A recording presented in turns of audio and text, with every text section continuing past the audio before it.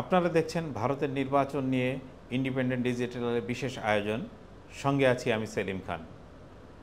ভারতের নির্বাচন পর্ব প্রায় শেষ, এখন সরকার গঠনের পালা। ভারতের নির্বাচন কমিশন সর্বশেষ যে হিসাব দিয়েছে তাতে দেখা যাচ্ছে বিজেপির নেতৃত্বাধীন এনডিএ জোট 286, কংগ্রেসের নেতৃত্বাধীন যে ইন্ডিয়া জোট তারা 201 এবং অন্যান্যরা 55টি আসন পেয়েছে।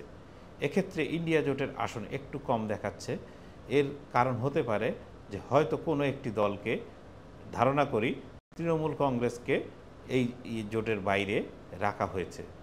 সেক্ষেত্রে এনডিএ জোট স্বাভাবিকভাবেই ভারতের সরকার গঠনের জন্য যে 272টি আসনের প্রয়োজন তারা সেই অঙ্ক পার করে ফেলেছে।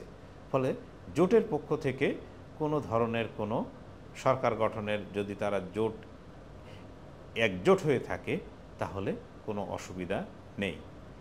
নরেন্দ্র মোদী হতে চলেছেন ভারতের পরবর্তী প্রধানমন্ত্রী। ইতিমধ্যে নরেন্দ্র মোদী রাষ্ট্রপতি দ্রৌপদী মুর্মুর কাছে পদত্যাগপত্র পেশ করেছেন এবং নতুন সরকার গঠনের জন্য দাবি জানাতে যাচ্ছেন। এনডিএ জোটের বৈঠক আজ দিল্লিতে অনুষ্ঠিত হয়েছে। সেখানে নরেন্দ্র মোদীকেই নেতা হিসাবে স্বীকার করা হয়েছে বলে ওই মিটিংয়ে যারা উপস্থিত ছিলেন তারা বলছেন। কিন্তু আসলে যতটা সহজ বলা হচ্ছে, আসলে কি এতটা সহজ? বিজেপি এককভাবে 240টি আসন পেয়েছে। আমি যদি 2014 এবং 2019-এর কথা বলি, তাহলে 2014-তে বিজেপি পেয়েছিল 282টি এবং 2019-এ পেয়েছিল 303টি আসন। সেক্ষেত্রে 2019-এর কথা যদি ধরি তাহলে বিজেপির কিন্তু 63টি আসন কম পেয়েছে বিজেপি।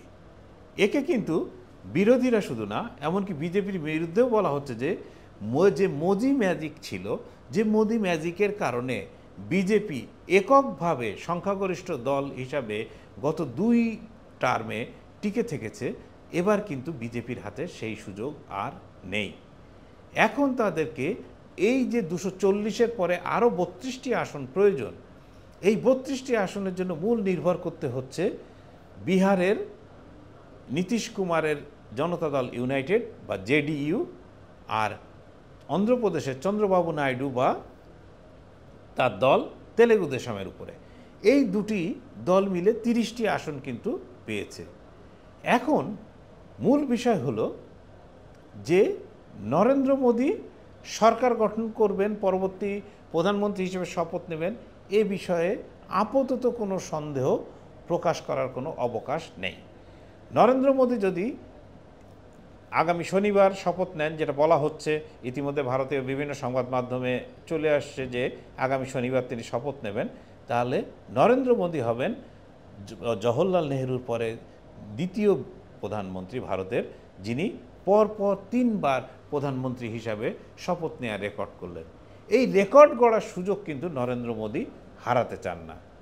কিন্তু মূল প্রশ্ন হলো যে আপনি শপথ নিলেন প্রধানমন্ত্রী হিসাবে, কিন্তু সংসদীয় গণতন্ত্রের যে রীতি, বিশেষত ব্রিটিশ সংসদীয় গণতন্ত্রের যে রীতি, তার প্রথম হলো যে আপনি যখনই সরকার গঠন করবেন বা তখন আপনাকে পার্লামেন্ট বা সংসদে গিয়ে আস্থা ভোটে জিতে আসতে হবে।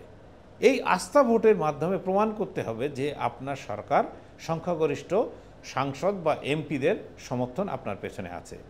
এইখানেই হচ্ছে আসল খেলাটা, যে নরেন্দ্র মোদীর কাছে 240 জন সাংসদের সমর্থন আছে। এখন নরেন্দ্র মোদী কি বাকি 32 জন বা তার বেশি সাংসদের সমর্থন আদায় করতে পারবেন? সমস্যাটা হচ্ছে এইখানে। কারণ নীতিশ কুমার এবং নাইডুকে এনডিএ শরিক হিসাবে যতটা বিশ্বাসযোগ্য হিসাবে বিজেপির পক্ষ থেকে ধরা হচ্ছে, তারা কি ততটা বিশ্বাসী ব্যক্তি বা তাদের কি বিশ্বাস করার মতো এরকম অবকাশ আছে? বলা কঠিন। কারণ আমরা সবাই জানি যে আজ যে বিজেপি বিরোধী জোট যারা কাজ করছে বা যারা বিজেপির বিরুদ্ধে একজোট হয়ে এই ভোটে লড়েছে, তার মুখ্য রূপকার ছিলেন কিন্তু এই নীতিশ কুমার। এবং ইন্ডিয়া জোটের প্রথম বৈঠকটাই হয়েছিল কিন্তু বিহারের পাটনায়, রাজধানীতে। তখন কিন্তু নীতিশ কুমারের সঙ্গে ছিলেন তেজস্বী যাদবের আরজেডি এবং কংগ্রেস। তারা মিলে কিন্তু একটা জোট সরকার বিহারে তৈরি করেছিলেন। দেখা গেল নীতিশ কুমার যখনই ইন্ডিয়া জোট তৈরি করলেন এবং সেটাকে আরও বড় করার বা তার আরও বিজেপি বিরোধী পরিকল্পনা নিয়ে এগোচ্ছিলেন, ঠিক সেই মুহূর্তে হঠাৎ কি হলো, কোনো একদিন শোনা যাচ্ছিল যে তিনি আর কংগ্রেস বা আরজেডির সঙ্গে থাকবেন না, তিনি বিজেপি জোটের সঙ্গে যোগ দিচ্ছেন। এবং হঠাৎই একদিন তিনি পদত্যাগপত্র রাজ্যপালের কাছে জমা দিলেন, যে সরকারের পদত্যাগ করে পরের মুহূর্তেই তার কিছুক্ষণের মধ্যেই তিনি আবার নতুন মুখ্যমন্ত্রী হিসাবে, যেটা বিজেপির সহযোগিতায় বিহারে তিনি নতুন মুখ্যমন্ত্রী হিসাবে শপথ নিলেন।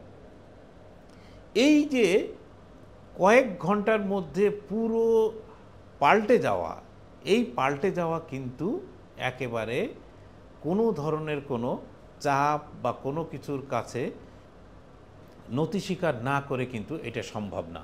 কারণ তখন এমন কিছু আরজেডি বা কংগ্রেসের পক্ষ থেকে এমন কিছু করা হয়নি যার কারণে নীতিশ কুমার সরে যেতে পারেন।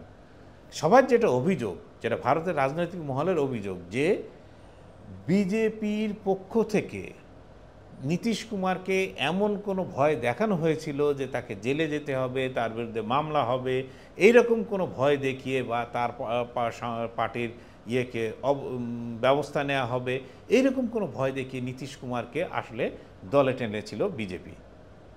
এখন সত্য মিথ্যা জানা খুবই কঠিন। ফলে নীতিশ কুমারকে কিন্তু ভারতবর্ষের মানুষের কাছে, বিশেষত বিহারের মানুষের কাছে খুবই অপদস্থ হতে হয়েছে, এবং যে অপদস্থ হওয়ার ভাবটা কিন্তু এখনও যায়নি। আমরা যদি চন্দ্রবাবু নাইডুর কথাও ভাবি, তা চন্দ্রবাবু নাইডু এবং নীতিশ কুমার কিন্তু 2019-এ তারা দুইজনে মিলে এই নরেন্দ্র মোদীর বিরুদ্ধে একটা জোট তৈরি করার ব্যাপক চেষ্টা করেছিলেন, কিন্তু সফল হতে পারেননি। চন্দ্রবাবু নাইডু কিন্তু ঘোরতর, তিনি একসময় বাজপেয়ীর জোটে ছিলেন, কিন্তু তিনি ঘোরতর নরেন্দ্র মোদীর বিরুদ্ধে।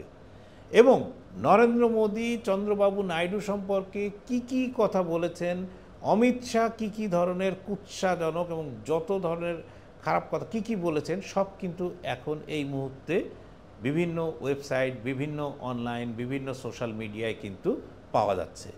এবং কোনো ধরনের সেখানে চন্দ্রবাবু নাইডু সম্পর্কে একটি সম্মানজনক শব্দ এই দুই নেতা নরেন্দ্র মোদী এবং অমিত শাহ কিন্তু ব্যবহার করেননি। দুই হচ্ছে, চন্দ্রবাবু নাইডুও কিন্তু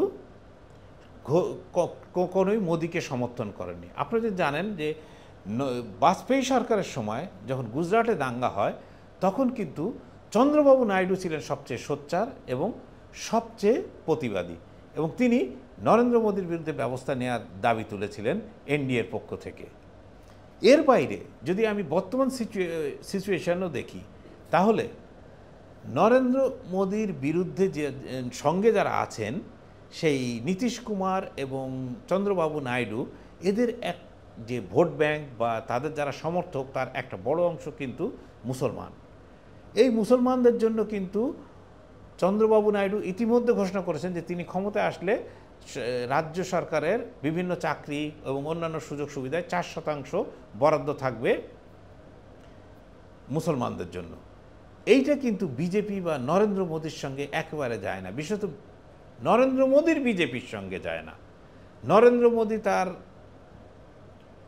নির্বাচনী প্রচারের সময় খোলামেলাভাবেই বলেছেন যে হিন্দুদের যে সহায় সম্পদ আছে, সেইটা কংগ্রেস যদি ক্ষমতায় আসে, তাহলে তারা, ইন্ডিয়া জোট যদি ক্ষমতায় আসে, তাহলে তারা সেটা কেড়ে নিয়ে মুসলমানদের মধ্যে ভাগ বাটোয়ারা করে দেবে।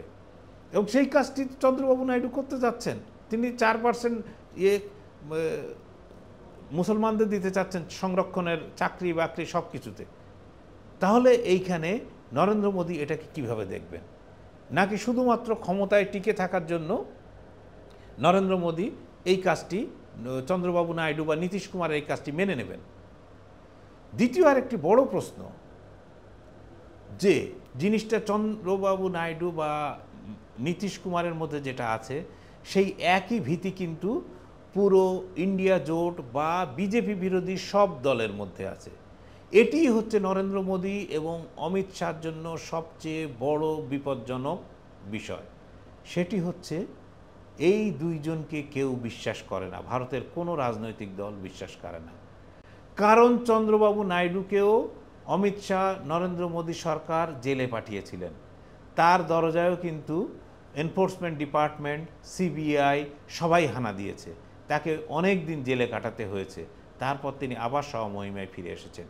ঠিক একইভাবে এখনও কিন্তু ভারতবর্ষের দুজন সাবেক এবং বর্তমান মুখ্যমন্ত্রী জেলে, বিরোধী দলের একাধিক নেতা জেলে, এবং এই দুইজন ক্ষমতায় আসলে তাদের কি অবস্থা হবে এই নিয়ে কিন্তু রাজনৈতিক দলগুলো খুবই শঙ্কিত। এবং তারা শুধু রাজনৈতিক দলগুলোর বিরুদ্ধে এই স্টেট মেশিনারি বা রাষ্ট্রযন্ত্রকে ব্যবহার করে কিন্তু ক্ষান্ত হননি, তারা দল ভেঙেছেন। আপনি মহারাষ্ট্রের দিকে তাকালে দেখবেন শিবসেনা দলকে ভেঙে 2 টুকরো করে ফেলেছেন, এনসিপিকে 2 টুকরো করে ফেলেছেন।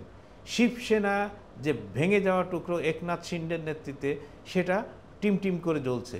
এবং তিনি শুধু ভাঙেননি, যারা আসল দল ছিল তাদেরকে নানাভাবে তাদের বিরুদ্ধে অপপ্রচার শুধু না, খুবই আপত্তিকর শব্দ তাদের বিরুদ্ধে ব্যবহার করা হয়েছে। যে উদ্ধব ঠাকরের বাবা বাল ঠাকরে শিবসেনার প্রতিষ্ঠাতা, সেই শিবসেনাকে তিনি উদ্ধব ঠাকরে শিবসেনাকে বলছেন নকল শিবসেনা। কি অদ্ভুত! এনসিপি যা শরদ পাওয়ারের হাতে প্রতিষ্ঠিত, তাকে তিনি বলছেন নকল। অথচ এই ভোটে মহারাষ্ট্রে কিন্তু প্রমাণ হয়েছে যে এই শিবসেনা এবং উদ্ধবের শিবসেনা এবং শরদ পাওয়ারের এনসিপি এরাই কিন্তু আসল। ফলে পশ্চিমবঙ্গের তৃণমূল বলি, বিহারের রাষ্ট্রীয় জনতা দল বা নীতিশ কুমারের জেডিইউ, বা অন্ধ্রপ্রদেশের আপনার তেলেগুদেশম বা টিডিপি চন্দ্রবাবু নাইডুর, আপনার তামিলনাড়ুতে ডিএমকে, যে দলের কথাই বলি না কেন, প্রত্যেকেই কিন্তু এই মোদির ভয়ে ভীত। এবং কেজরিওয়াল তো আগেই ঘোষণা করে দিয়ে গেছেন যে যদি মোদি তৃতীয় টার্মের মতো ক্ষমতায় আসেন, তাহলে অবশ্যই অনেক নেতাকে জেলে থাকতে হবে তার মতো। সেই কথাটা, সেই ভয় কিন্তু পুরো ইন্ডিয়া জোট শুধু না, বিজেপির সঙ্গী যারা তারাও আছেন। 2, যে বিজেপির যারা জোট সঙ্গী তাদের সবচেয়ে ভয়, যদি বিজেপি বা নরেন্দ্র মোদী, অমিত শাহরা আবার ক্ষমতায় আসেন, তাহলে তাদের দল ছিন্ন ভিন্ন করে দিয়ে বা দল ভাঙানোর খেলায় তারা ইতিমধ্যে তাদের অত্যন্ত দক্ষ ও শক্তি প্রমাণ করেছেন, তাদের দক্ষতা দিয়ে প্রমাণ করেছেন যে দল ভাঙার খেলায় তাদের মতো ওস্তাদ খুবই কম আছে। এই তারা মধ্যপ্রদেশে এর আগে কংগ্রেস সরকারকে ভেঙেছেন, কর্ণাটকে কংগ্রেস সরকারকে ভেঙেছেন, বিভিন্ন জায়গায়, পশ্চিমবঙ্গে একাধিকবার চেষ্টা করেও ভাঙতে পারেননি, কিন্তু বিভিন্ন জায়গায় তারা সরকার ফেলে দেওয়ার চেষ্টা করেছেন। এখন তাদের দরকার আসলে 32টা আসন। এই 32টা আসনের জন্য তারা তেলেগুদেশম পার্টি ভেঙে ফেলতে পারেন, তারা জেডিইউর ও সাংসদদের ভাঙিয়ে নিজ দলে নতুন দল গঠন করে আনতে পারেন। সেই ইয়েগুলো কিন্তু একেবারে কিন্তু উড়িয়ে দেওয়ার কোনো সুযোগ নেই। এর আগে আপনি যে রামবিলাস পাসওয়ানের যে দল ছিল, রাষ্ট্রীয় লোক দল, সেই দল কিন্তু তারা ভেঙেছেন। এবং ভাঙেননি শুধু, তার ছেলে যে দলের নেতা হয়েছিলেন, সেই দলের নেতাকে কিন্তু একেবারে আউট করে দেন। ওনাকে আবার ডাকা হয় ঠিক নির্বাচনের আগে। তিনি 5টি আসন নিয়ে কিন্তু বিহারে যথারীতি আছেন। এখন বলতে পারেন তাহলে বিকল্প কি? যদি নরেন্দ্র মোদী সরকার গঠন করেন আগামী শনিবার, তাহলে তাকে লোকসভায় আস্থা ভোটে উত্তীর্ণ হতে হবে। যদি তিনি লোকসভায় আস্থা ভোটে উত্তীর্ণ না হতে পারেন, তাহলে তার সামনে তার সরকারে থাকার কোনো এখতিয়ার থাকবে না, তাকে পদত্যাগ করতে হবে। 2, বিজেপির মধ্য থেকে নতুন কোনো কেউ উঠে আসতে পারেন। ইতিমধ্যে অনেকগুলো নাম বিজেপির মধ্য থেকে উঠে আসছে। তার মধ্যে আছেন রাজনাথ সিং, অনেক পুরানো নেতা উত্তরপ্রদেশের। একজন আছেন শিবরাজ সিং চৌহান, যাকে অনেকেই নাম জানেন না বা শোনেননি, মধ্যপ্রদেশ থেকে উঠে আসা। মধ্যপ্রদেশে এবারও তার নেতৃত্বে দল 29টি আসন পেয়েছে, সেখানে কংগ্রেস বা অন্য কোনো দল একটি আসনও পায়নি। আরও আছে মহারাষ্ট্রের নীতিন গডকরির নেতৃত্বে বিজেপির নীতিন গডকরির নাম। নীতিন গডকরি মহারাষ্ট্রের একজন ব্রাহ্মণ এই নীতিন গডকরির সঙ্গে অন্য অনেক দলে খুব সুসম্পর্ক, এবং তিনি বাজপেয়ী যেভাবে সবাইকে নিয়ে চলতেন, নীতিন গডকরিও কিন্তু সেইভাবে নিয়ে সবাইকে নিয়ে চলার পক্ষে। এরা এই ধরনের নেতা। ফলে বিজেপি অমিত শাহ এবং নরেন্দ্র মোদীকে বাদ দিয়ে বিজেপির অন্য কোনো নেতার নেতৃত্বে আরেকটি সরকার হতে পারে, এটি একটি বিকল্প। তৃতীয় বিকল্প কি হতে পারে? তৃতীয় বিকল্প হতে পারে কংগ্রেসের নেতৃত্বে যে ইন্ডিয়া জোট আছে, সেই ইন্ডিয়া জোট একটা সরকার তৈরি করতে পারে। কিন্তু এইটার সম্ভাবনা এখনো পর্যন্ত খুবই ক্ষীণ। এর বাইরে যে আলোচনাটা চলছে, সেই আলোচনাটা অত্যন্ত জোরালোভাবে চলছে, যেটা যে কংগ্রেস এবং বিজেপি বাদে অন্যান্য আঞ্চলিক এবং ছোট ছোট দলগুলো যে আসন পেয়েছে, তারা যদি এক জায়গায় আসে, তাহলে সদস্য এই তাদের সংসদ সংখ্যা দাঁড়ায় 186। এখন তাদের যদি 99 জন কংগ্রেস সাংসদ বাইরে থেকে সমর্থন দেয়, তাহলে কিন্তু সংখ্যাটা দাঁড়ায় 285। সেক্ষেত্রে কিন্তু এই আঞ্চলিক দলগুলোর নেতৃত্বে ভারতের নতুন এক জোট সরকার তৈরি হতে পারে। এবং বলা তো যায় না, এই জোট সরকারের নেতৃত্বে থাকতে পারেন নীতিশ কুমার, যিনি ইন্ডিয়া জোটের রূপকার ছিলেন। তাকে যদি কেউ প্রস্তাব দেয় যে নীতিশ কুমার আপনি প্রধানমন্ত্রী হবেন, আপনি বিহার ছেড়ে দেন, বিহার তেজস্বী যাদব বা আপনার পছন্দের কেউ বিহারের মুখ্যমন্ত্রী হবেন, এইরকমও আপনার অবস্থা আসতে পারে। ফলে নরেন্দ্র মোদী শনিবার শপথ নেওয়ার মধ্য দিয়ে যে ভারতের রাজনীতি একটি পর্ব শেষ হচ্ছে, বিষয়টি কিন্তু আসলে এরকম নয়। নরেন্দ্র মোদী যদি আপনার আস্থা ভোটে উত্তীর্ণ হতে পারেন, তাহলে তিনি 6 মাস সময় পাবেন। সেক্ষেত্রে চন্দ্রবাবু নাইডু বা নীতিশ কুমাররা বাইরে থেকে তাকে সমর্থন দিতে পারেন। বাইরে থেকে সমর্থন দেওয়ার সুবিধা হলো যে কোনো মুহূর্তে সমর্থন প্রত্যাহার করে নেওয়া যায়। 2, তারা কোনো বড়সড় পদের দাবি জানাতে পারেন। ইতিমধ্যে শোনা যাচ্ছে যে টিডিপির পক্ষ থেকে বা চন্দ্রবাবু নাইডুর পক্ষ থেকে বলা হয়েছে যে তিনি লোকসভার স্পিকার পদ চান। খুবই গুরুত্বপূর্ণ। এইরকম একটি হ্যাং পার্লামেন্ট বা ঝুলন্ত পার্লামেন্ট যদি নাও হয়ে থাকে, তো এইরকম একটা বিভাজনের যেখানে কোনো একক গরিষ্ঠতা নেই, সেখানে স্পিকার পদটি অত্যন্ত অত্যন্ত গুরুত্বপূর্ণ। কারণ স্পিকারের সিদ্ধান্তই অনেক ক্ষেত্রে লোকসভার মধ্যে সব। নীতিশ কুমারের দল বলতে পারে যে আমরা উপপ্রধানমন্ত্রী পদ চাই। এখন উপপ্রধানমন্ত্রী পদ দিতে নরেন্দ্র মোদী কি রাজি হবেন? বলা কঠিন, মনে হয় না। এখন এই রকমভাবে নানা মত নানা পথ নিয়ে চলছে। সবচেয়ে ভালো কথা বলেছেন নরেন্দ্র মোদীর জীবনীকার, একজন বাঙালি সাংবাদিক, দিল্লি সাংবাদিক নীলাঞ্জন মুখোপাধ্যায়। তিনি Narendra Modi the man the time বই লিখেছেন বেশ কিছুদিন আগে। তাকে জিজ্ঞাসা করেছিল আসলে নরেন্দ্র মোদীর লোকটা কেমন। উনি বলছেন যে উনি নরেন্দ্র মোদীর এই বই লেখার আগে তিনি শুধু তার সাক্ষাৎকার নেই, তিনি তার স্কুলের গেছেন, তার শিক্ষকদের সঙ্গে কথা বলেছেন, তার সহপাঠীদের সঙ্গে কথা বলেছেন, তার ভাই বোন সবার সঙ্গে কথা বলেছেন। তিনি যেটা পেয়েছেন যে নরেন্দ্র মোদী চরিত্রগতভাবে খুবই ডোমিনেটিং ক্যারেক্টার। এই ডোমিনেটিং ক্যারেক্টার মানে কর্তৃত্ববাদী, এবং এইটা থেকে এই কর্তৃত্ববাদ গত 2টো নির্বাচনে তার নিরঙ্কুশ জয়, এটা তাকে অথরিটেরিয়ান হতে অনেক বেশি সাহায্য করেছে। ফলে এই রকম একজনকে ভারতবর্ষ যাকে বলা যায় রিজেক্ট করেছে, তাকে বিজেপি বা অন্যরা মানবে কিনা সেটা খুব বলা কঠিন। বলা কঠিন শুধু বিজেপির মানা না মানা বিষয় না, অন্যান্য দল তো তাকে রিজেক্ট করেছে। এবং সর্বক্ষেত্রে কিন্তু বিজেপি ক্ষমতা থেকে দূরে থাক, এইটা কিন্তু কোনো দল, আপনি যদি ইন্ডিয়া জোটেরও বিভিন্ন প্রেস কনফারেন্স বা নেতাদের বক্তব্য দেখেন বা তাদের টুইটার হ্যান্ডেলে লেখা দেখেন, তাহলে কিন্তু কোথাও পাবেন না। তাদের বক্তব্য হচ্ছে যে অমিত শাহ নরেন্দ্র মোদীকে যেতে হবে, ভারতের মানুষের রায় এটি। এখন ভারতের মানুষের রায় আসলে কি দিয়েছেন এবং সেটা তো পরিষ্কার, কিন্তু এই রায়ের বাস্তবায়ন আসলে কতটা হবে সেইটাই হচ্ছে আসল কথা।